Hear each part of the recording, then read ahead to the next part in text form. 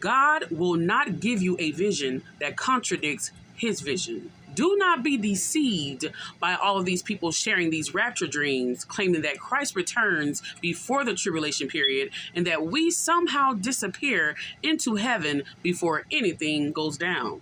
When he's coming down to establish his kingdom on earth, to reign and us with him, who will be judging the nations here on earth, why would we be going anywhere?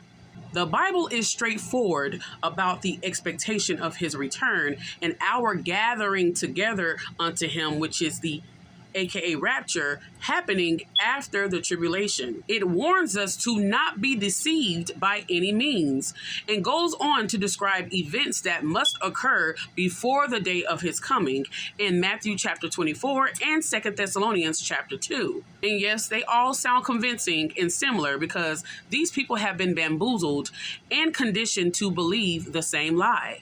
And it's very disheartening and unfortunate that so many so-called believers are living with false hope because they have followed false teaching for so long and will be unprepared for what's ahead. Another important note to understand is that the enemy can also manipulate and influence dreams, especially when you are the most vulnerable, when you are asleep and in a state of paralysis, or when you are deeply emotionally attached to an idea or belief. See, there's this thing called REM sleep, REM sleep.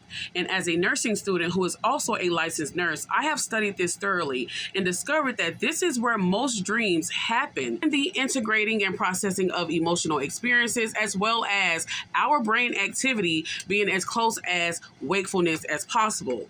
So you might be saying, okay, so why is this important? This means that dreams can be triggered by deep desires and thoughts, and not necessarily God-given. And since the enemy loves to play with our emotions and attack when you're the most helpless and unaware while you're asleep, these dreams are most likely coming from his deceptive tactics. You know, anything to keep you far away from the truth. So just because you dreamed it doesn't mean God sent it, especially when he never said it.